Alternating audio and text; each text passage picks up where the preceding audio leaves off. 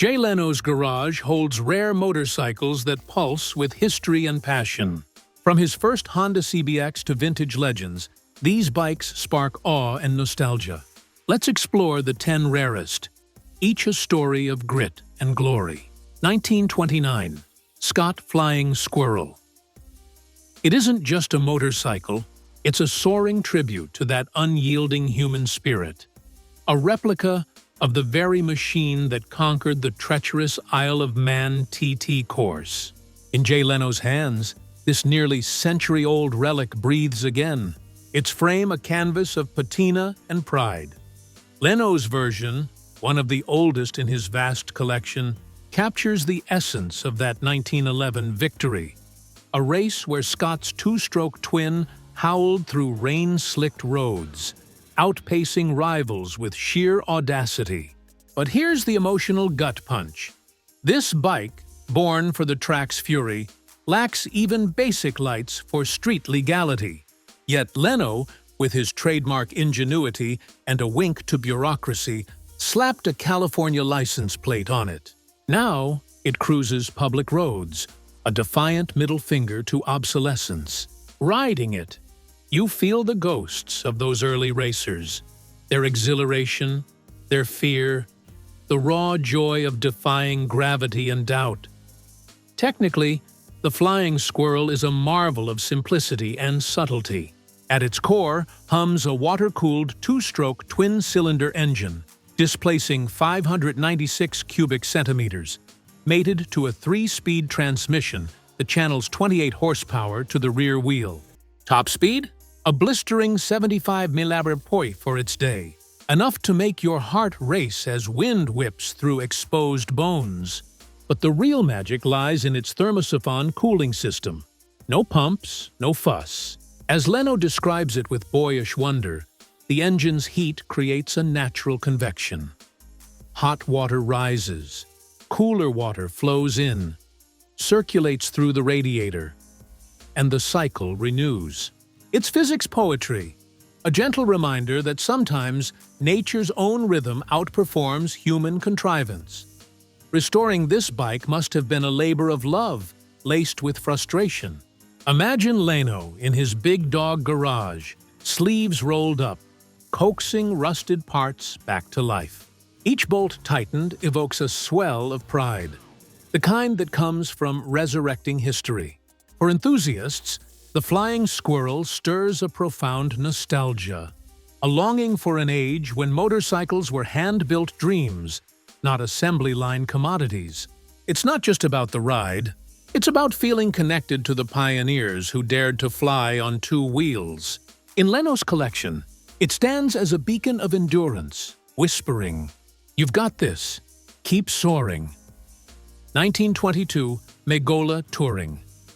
In the shadow of Weimar, Germany's hyperinflation, where a loaf of bread could cost a wheelbarrow of cash, the Megola Touring emerged like a defiant symphony from Munich's workshops. Only 2,000 were ever built, each a bold experiment in radial engineering that still sends shivers of awe down the spines of collectors.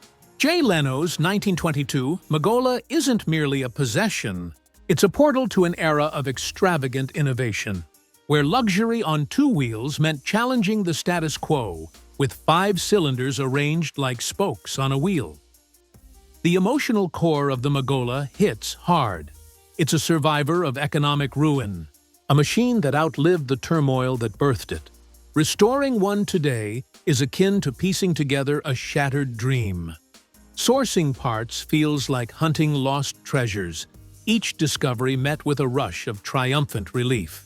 For Leno, acquiring this gem must have been a moment of pure elation, the kind that makes your chest tighten with gratitude for the mad geniuses who dreamed it up. And that touring seat? Under the hood, or rather around the radial drum, lies a 600cc 5-cylinder engine, firing in a starburst pattern that delivers 14 horsepower. No traditional transmission here. It eschews gears for a direct, almost poetic drive, reflecting the era's minimalist ethos. Quirks abound. Riders must hand-pump gasoline straight into the cylinders, a ritual that grounds you in the machine's soul, turning every start into a mindful ceremony. Top speeds hovered around 50-60 mph, leisurely by modern measure, but back then, it was a chariot of comfort, slicing through countryside with the grace of a luxury liner. 1930 Opel Motor Club, even J. Leno, with his encyclopedic knowledge of mechanical oddities, did a double-take when this beauty rolled into his garage. The 1930 Opel Motor Club, affectionately dubbed the Silver Redbird for its flamboyant red tires, represents a fleeting chapter in Opel's history, a time when the German giant dipped its toes into motorcycles before pivoting to four-wheeled fame. Only 1/500 were made between 1928 and 1930, and today a mere dozen survive, each a fragile ember of industrial daring. The emotion here is one of rediscovery, a joyful shock that pierces the veil of forgotten history. Leno's reaction, eyes widening, a grin splitting his face, mirrors what every restorer feels, the electric thrill of unearthing a survivor against all odds.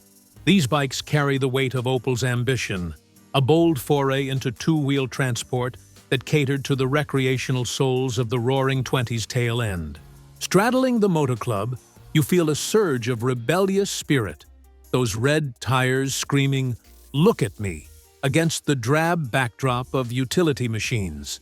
It's empowering, a nod to the dreamers who rode them to escape the grind. Their laughter lost to time, but revived in every twist of the throttle.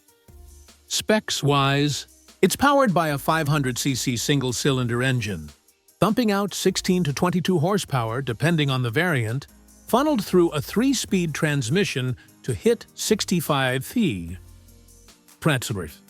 The frame's sleek lines and those iconic tires weren't just aesthetic. They were engineered for stability on cobblestone streets, a practical poetry that blends form and function. Production's brevity adds a layer of melancholy. Opel shifted focus as cars boomed, leaving these birds to fade into obscurity. Yet in restoration, that sadness transforms to fierce pride. Leno's example, with its polished chrome and vibrant rubber, stands as a cultural artifact, evoking the era's innovative spark amid rising tensions in Europe. 1955, Vincent Black Prince. This bike whispered sophistication, promising a ride so smooth you could arrive at a black tie affair without a hair out of place.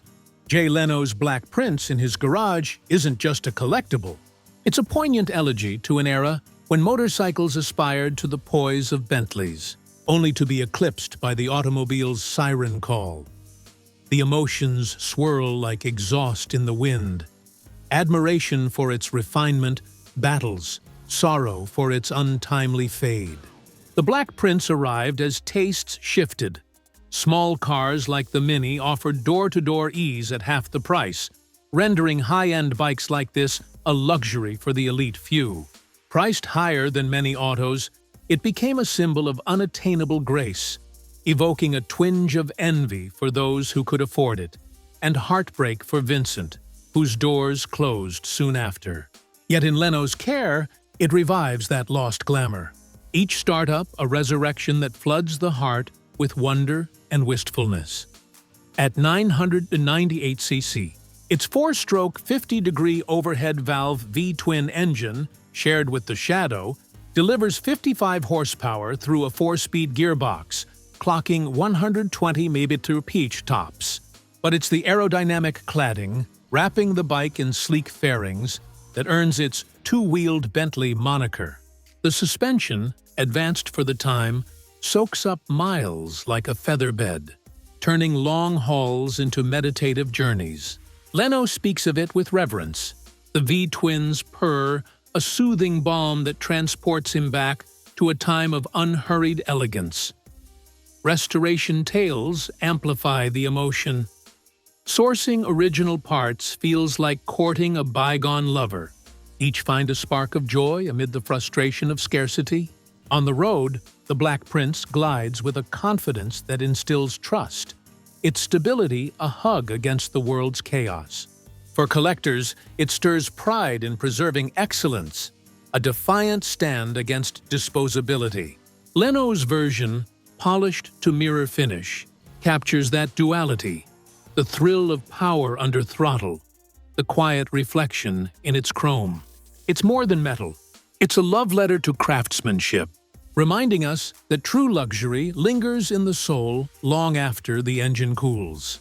1966, Munch Mammoth, Jay Leno's Mammoth, is the embodiment of audacious engineering, a machine that demands respect and rewards with adrenaline-fueled ecstasy, all while tugging at the heartstrings of those who cherish the underdog's roar.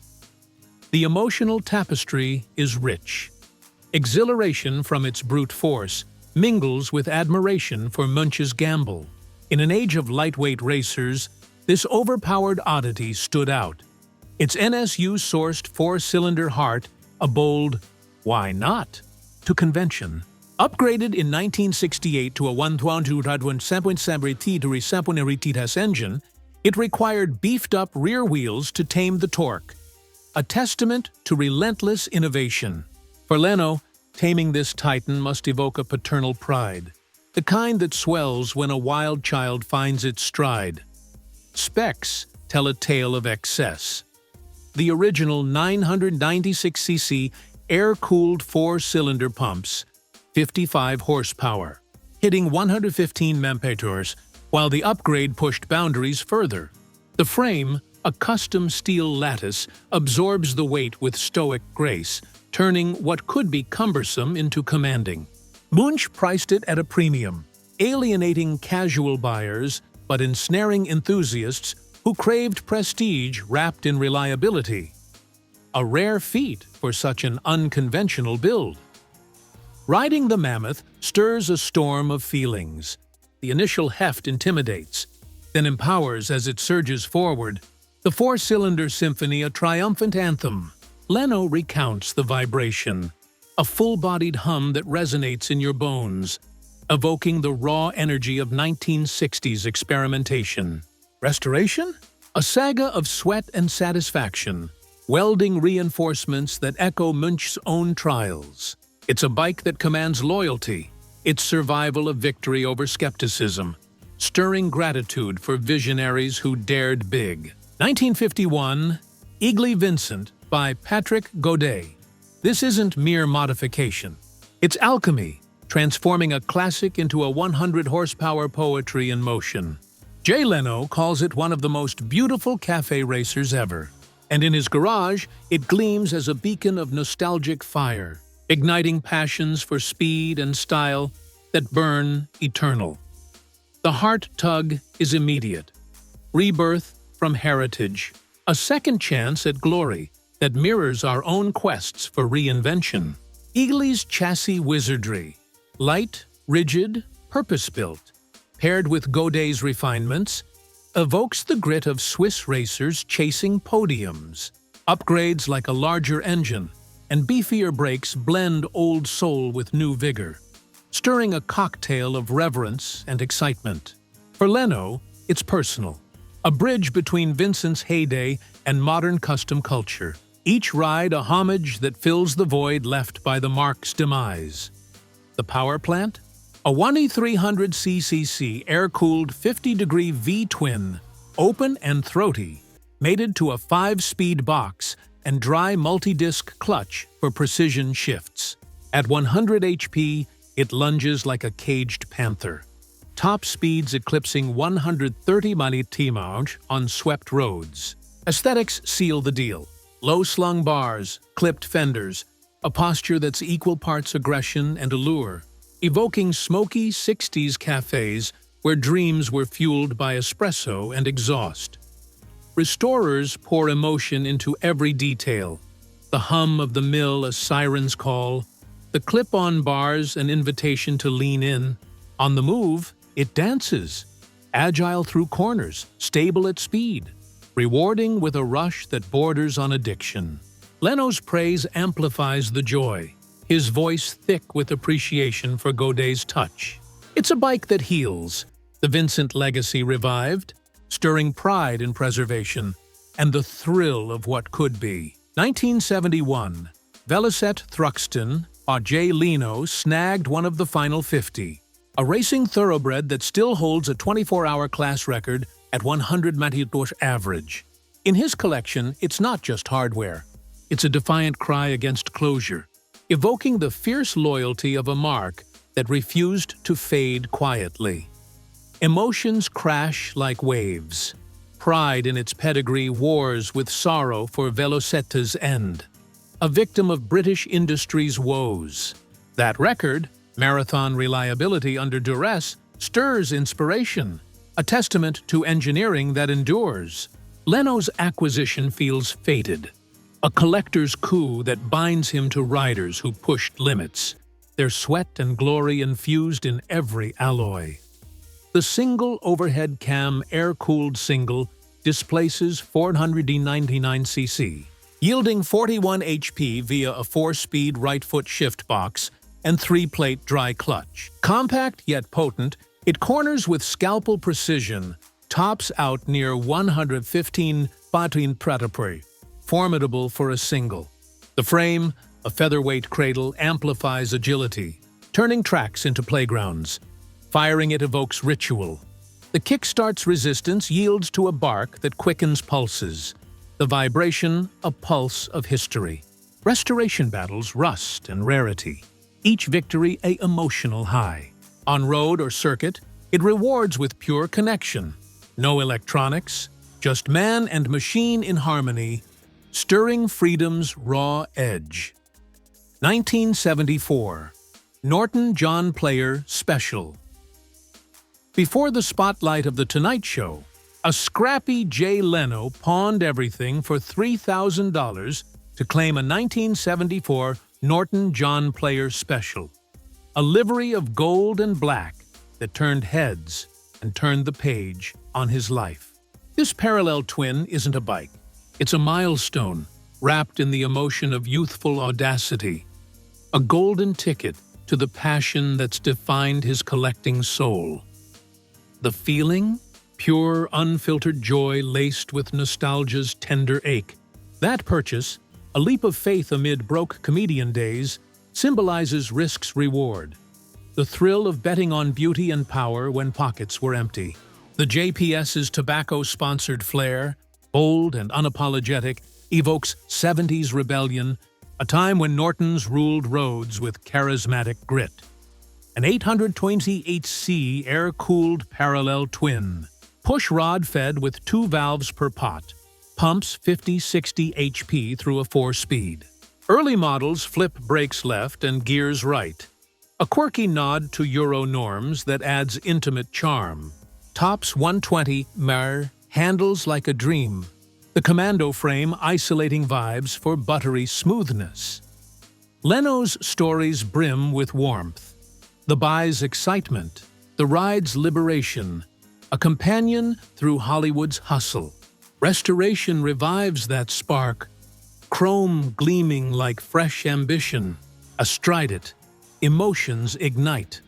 The twins rumble a heartbeat. Wind a liberator, each mile a chapter in personal lore. 1975, Suzuki RE5 TE. It was a rotary revelation, a 498cc Wankel heart in cafe garb that purred like no piston could.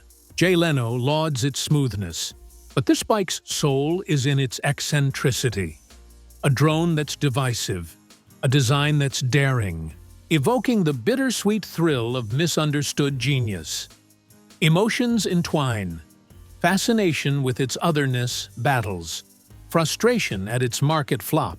American riders shunned the rotary's quirks, sealing woes, fuel thirst, yet Leno embraces it.